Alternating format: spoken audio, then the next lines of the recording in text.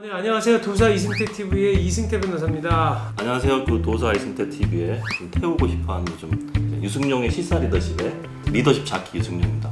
왜 이렇게 떨리냐? 그거 그럼 방송 좀 하지. 이렇게 확성기 들고 다니면서 그 런칭했다고 떠들고 다녀요.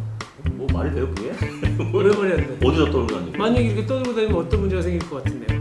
아 바깥에 확성기 들고? 그 런칭했습니다. 많이 구독해주세요. 그리고 첫 들어가 되면 어떤 문제가 아, 될까요? 이거 처벌받지. 무슨 처벌? 소음 그 유발죄로. 소음 유발죄. 그래서 제가 오늘은 하려고 하는 게 지금 이동소음, 시위소음 이거 어떻게 규제하고 있느냐. 소음이 진짜 사람들을 미치게 만들어요. 저 교대역은 미치겠어. 하루 종일 아침부터 군가가 나와. 나도 일하다 몰고 나도 옛날에 군대에서 부르던 군가가 이렇게 흥얼흥얼거리진다니까. 도로를 점거하고 그래서 또 노래도 부르고 뭐 진짜 양쪽에서 미치겠는 거야. 그래서 내가 오죽하면 내가 신고를 했어. 여기 서초경찰서에다. 근데 못 살겠다 좀 어떻게 좀 해라. 그랬더니 아 저희 변호사님뿐만 아니라 신고가 주변에서 많이 들어옵니다. 광화문 가보면 가끔 너무 시끄럽잖아요. 그 시위하는 거. 이거 어떻게 규제하는 거냐? 또 하나는 이거는 이제 시위소음이지만 이동소음. 그러니까 아까 얘기한 선거철 때 그다음에 또 나이트클럽 같은 것도 가끔 이렇게 방송으로 그렇죠. 하고 다녀. 야 이게 과연 어디까지 규제돼야 되느냐? 내가 오늘 이거를 좀 해드리려고 그래요.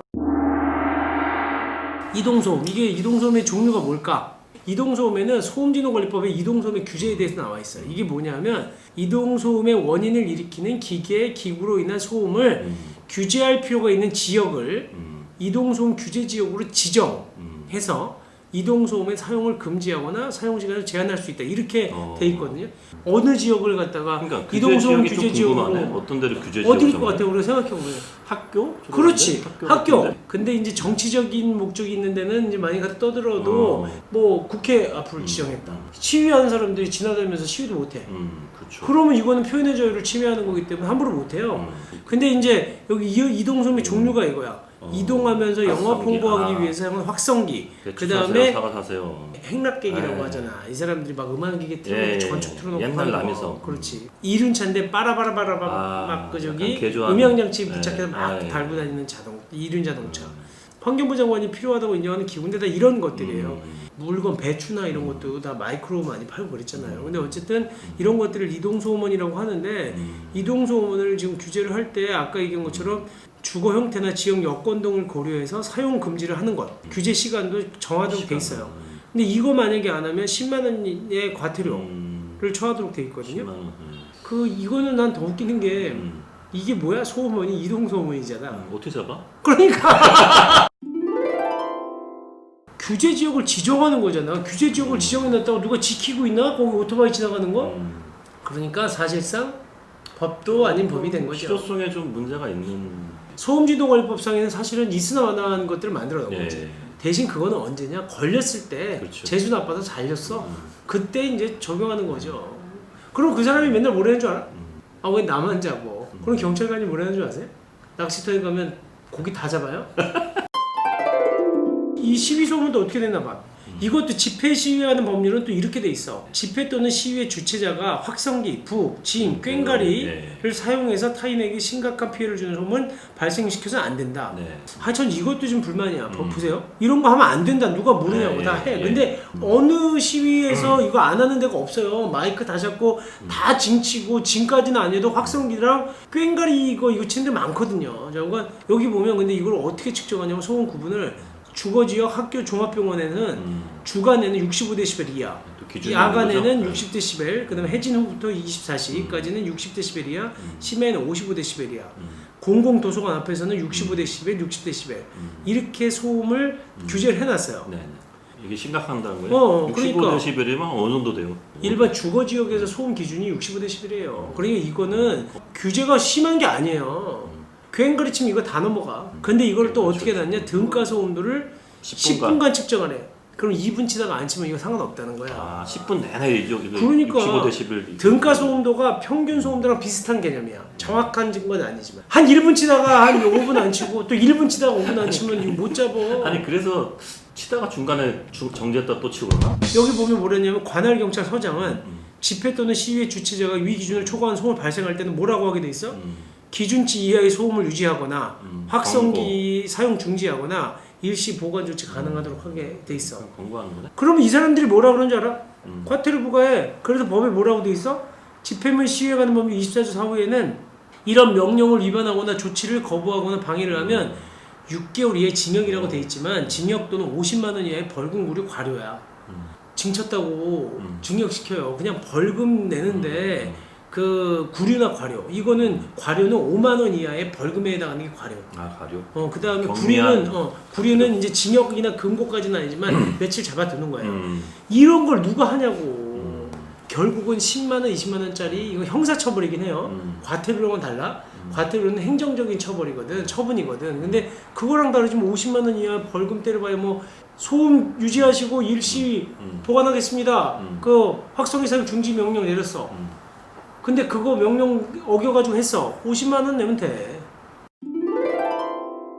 저 대형 전자제품 대리점인데 홍보도우미를 도움해서 예. 음악을 틀고 확성기 홍보를 합니다. 소음을 규제할 수 없나요? 있어. 이거 생활소음에 해당하니까. 네, 생활소음. 확성기 소음은.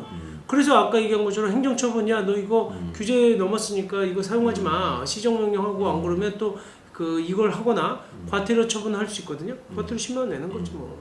그 행정처분은 결국은 뭐 사용금지, 소리 조절 뭐 이런 것들이에요. 시간 제한하고. 이런 전자제품 대리점은 10만 원 내더라도 할 것 같은데. 소음진동규제법상에 있는 생활소음에 해당을 하면 과태료를 부과하는 거예요 결국은. 그리고 이 과태료 부과하는 것과 또 다르게 그 장소를 지역을 이동소음이 발생하지 않도록 하는 그 규제지역으로 지정하는 거랑 별개입니다. 그러니까 아시겠죠? 그러니까 또 하나 이제 우리가 제일 많이 이걸 어떻게 신고해야 되느냐, 이거 보통 국민신고인고에다가 넣으면 돼. 이렇게 민원. 그럼 민원 신청하면 되고 아주 아마 신문고가 찢어질 거야. 하도 민원이 많아서. 그리고 또 생활불편신고 앱 여기 생활불편신고. 생활불편신고 앱 있어요. 여기 보면 불법 정체 신고 앱도 있고 불법 주차 이런 거 다 있구나. 있어. 요거 나 깔고 다녀. 그래요? 준법병신 주차해서 깔고 딱 신고하는 거지. 할 시간이 있네. 근데 자기도 당해. 이거 이렇게 해서 되겠냐? 소음 너무 심하다. 그리고 요즘처럼 우리나라 소음 너무 많아졌잖아. 그 시위.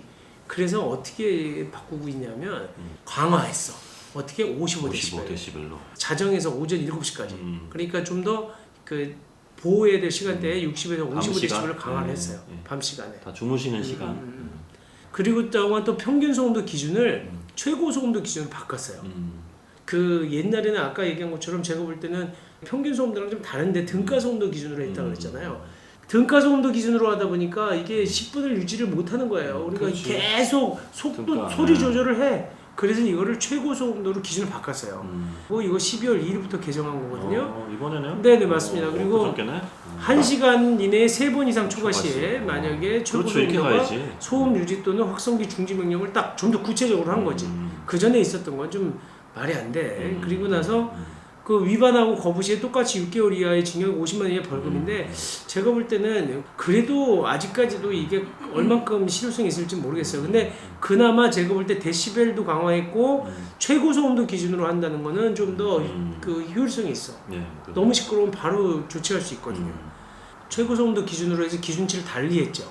이거 보면 아까보다 굉장히 그 소음 규제 기준이 더 높아진 것처럼 보이지만 이건 최고 소음도를 기준으로 하기 때문에 실질적으로 굉장히 강화된 이걸 거예요. 넘어가면 안 되는 거죠? 건물 건물 외벽에서 소음원 방향으로 1에서 3.5m 떨어진 지점에서 측정한대. 근데 이것도 웃겨. 그러면 집집마다 다 달라. 제일 가까운 데 집이면 다 넘어. 이미 최고 소음도를 때려보면 알잖아. 최고 소음도가 너무 높잖아. 징이나 꽹가리는. 그러면 요구사항에 대한 업데이트 안 된다니까. 사용하지 못하도록 해야 돼. 평온한 시위하면 되잖아요. 그렇지. 그 조용한 시위하면 되잖아요. 그리고 뭐 다른 방법으로 자기 의사 표현을 해야 되잖아요. 근데 꼭 굳이 그거를 왜 꽹가리 치고 징 치고 마이크 확성기를 그렇게 높여서 하냐는 거죠. 올드한 시 방법이라고.